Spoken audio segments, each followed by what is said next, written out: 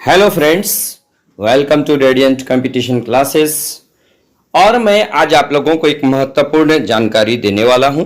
इसमें जो भी अभ्यर्थी 7th फेज शिक्षक नियोजन का इंतजार कर रहे हैं उनके लिए ये विशेष रहने वाला है। इसमें मैं बताने वाला हूं आप लोगों को कि कैसे निकालें मेधा अंक, यानी कि 7th फेज शिक्षक नियोजन और 6th फेज दोनों में बहुत अंतर हो चुका है। 7th फेज शिक्षक नियोजन में रूल बिल्कुल बदल गया है दोस्तों, और कैसे निकालें मेधा अंक, इसके बारे में आज आप लोगों को विस्तृत जानकारी देने वाले हैं। चलिए देखिए, इसका स्टार्ट करते हैं। जैसे देखिएगा कि कक्षा 1 से 5 तक के लिए यदि आप अभ्यर्थी हैं, कैंडिडेट हैं, तो आप अपना मेधा अंक आप खुद से निकालिए। आप नियोजन इकाई के भरोसे बैठने की बिल्कुल जरूरत नहीं है। आप निकाल करके अपने पास रखिए। ये देखिएगा क्या करना पड़ेगा आपको कि सबसे पहले मैट्रिक प्राप्तांक का प्रतिशत, उसके बाद इंटर प्राप्तांक का प्रतिशत। हाँ, यहां पर एक विशेष बात है कि इसमें जो है एडिशनल सब्जेक्ट रहता है उसको नहीं जोड़ना है दोस्तों। तो इंटर प्राप्तांक का प्रतिशत और प्रशिक्षण प्राप्तांक का प्रतिशत, यहां पर 3 बातें याद रखिएगा। इन केस आपका रहा कितना, 50 मैट्रिक में प्रतिशत, 60% इसमें रहा, और इसमें या इंटर में जो है, ये प्रशिक्षण में जो है आपका 60 रहा। माना कि आपका इस तरह से परसेंटेज है, तो तीनों को जोड़ देंगे तो कितना हो जाएगा, 50 यानी 110, 110 और 60, 170 हो जाएगा। 170 भागा जो है इसका 3 से कर देना है, यानी कि 3 से कर देने के बाद जो आपका भागफल आएगा, यानी कि जो भागफल आएगा वही भागफल आपका क्या होगा, मेधा अंक होगा। निश्चित रूप से आपको समझ में आ गया होगा। या आप इसको देखिए, एक सिंपल चीज लेकर के मैं आपको बता दे रहा हूं कि 60-60 मान के चलिए कि सब में है 60-60, तो भागा किससे कर दीजिएगा, 3 से कर दीजिएगा, तो 60 180 हो गया। ये 180 में भागा किससे दीजिएगा, 3 से दे दीजिएगा, तो कितना हो जाएगा, 3 6 के 18 यानी 60। तो 60% यदि फिर आ रहा है तो आपका मेधा अंक कितना होगा, 60 होगा। या जो भी होगा, एकदम प्रोसेस अच्छी तरह से समझ जाइए कि मैट्रिक में जो आपने प्राप्तांक किया है, यानी प्राप्तांक का जो प्रतिशत है, उसके बाद इंटर में जो प्रतिशत है और प्रशिक्षण में जो प्रतिशत है, तीनों को जोड़ दीजिएगा और भागा 3 से कर दीजिएगा। वो 1 से 5 तक के लिए वो मेधा अंक निकल जाएगा।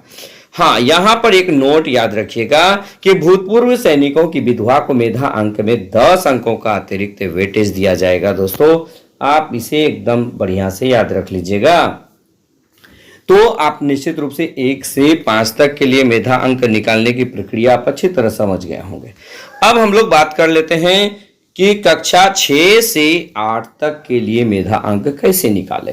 इसमें देखिए, सबसे पहले स्नातक का प्राप्तांक का प्रतिशत, स्नातक में जो भी आपने प्राप्त किया है उसको, प्लस प्रशिक्षण प्राप्तांक का प्रतिशत, यानी प्रशिक्षण में जितना प्राप्त किए हैं वो दोनों को जोड़ दीजिएगा और भागा किससे कर दीजिएगा, 2 से कर दीजिएगा दोस्तों। तो वो जो भागफल होगा वही मेधा अंक निकलेगा। जैसे देखिएगा, 70 इधर से प्राप्त किए, इधर से 80 प्राप्त किए, यानी ग्रेजुएशन में आपने 70% लाया और जो है प्रशिक्षण में आपने 80% लाया, दोनों को जोड़ दीजिएगा, भागा लगा दीजिएगा 2 से, यानी 8 7 15, 150 हो जाएगा, 150 बटा 2 हो जाएगा, यानी कि 75। तो ये जो 75 निकला, तो ये आपका मेधा अंक निकला। दोस्तों, क्लियर हो गया? ये निश्चित रूप से आपको समझ में आ गया होगा। लेकिन 6th फेज साफ अलग था, उसमें ऐसा नहीं होता था। जैसे जब हम लोग आए थे 14 में, उस वक्त ऐसा प्रोसेस नहीं था। उस वक्त मैट्रिक, इंटर, ग्रेजुएशन, उसके बाद आपका प्रशिक्षण, सभी को जोड़ा जाता था। फिर यदि ग्रेजुएशन का सब्जेक्ट है तो वहां पर 5 अंक अतिरिक्त वेटेज दिया जाता था। अब वो सिस्टम नहीं रहा दोस्तों, इसलिए आपको समझना बहुत जरूरी है कि अब क्या रहा। अब 7th फेज में मात्र यहां पर 2 चीजों को जोड़ के 2 से भाग दिया जाएगा। कोई भी अपना अपना मेधा क्रमांक आप इजी वे में निकाल सकते हैं। तो आपको निश्चित रूप से यहां पर समझ में आ गया होगा।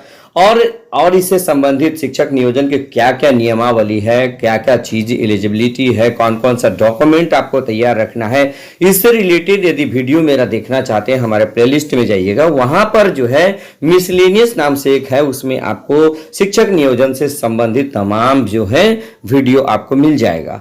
आप वहां से भी देख सकते हैं। और वो कौन कौन से डॉक्यूमेंट्स लगेगा उसके बारे में आप वहां से डिटेल जानकारी प्राप्त कर सकते हैं। आज के वीडियो में मैं सिर्फ मेधा अंक पर विचार कर रहा हूं, मेधा अंक के बारे में आप लोगों को विस्तृत जानकारी दे रहा हूं। उम्मीद है कि आप लोगों को ये समझ में आ गया होगा।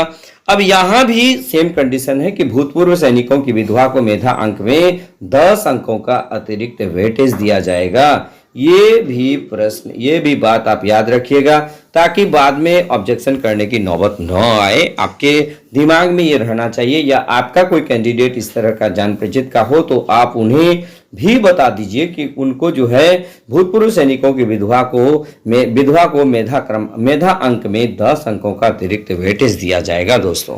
तो इस प्रकार मैं समझता हूं कि आप लोगों को अच्छी तरह से समझ में आ गया होगा, और यदि ये समझ में नहीं आया तो आप एक बार फिर से देख लीजिए। एक बार मैं एट ए ग्लांस फिर बता दे रहा हूं कि यदि आप 1 से 5 तक के लिए मेधा अंक निकालना चाहते हैं तो मैट्रिक में जो प्रतिशत है प्राप्त किए हैं, इंटर में जो प्राप्त किए हैं और इंटर में जो प्रतिशत प्राप्त किए हैं और जो DL में प्राप्त किए हैं, तीनों को जोड़ दीजिएगा और भागा 3 से कर दीजिएगा। जो भागफल होगा वही मेधा अंक होगा।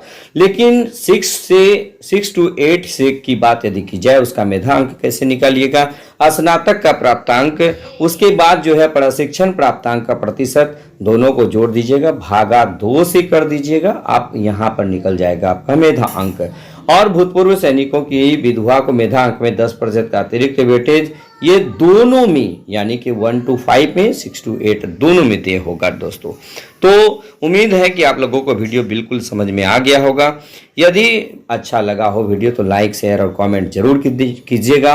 और यदि हमारे चैनल पर पहली बार आए हैं तो निश्चित रूप से सबसे पहले आप सब्सक्राइब कर दीजिएगा, बेल आइकन दबा दीजिएगा, ताकि हमारा हर लेटेस्ट वीडियो जो आपके लिए अति महत्वपूर्ण है मैं लेकर आता रहूँगा। आप कमेंट भी कर सकते हैं और आप क्या चाहते हैं और आपके हिसाब से भी मैं वीडियो बनाऊंगा, आप कमेंट करना बिल्कुल नहीं भूलिएगा।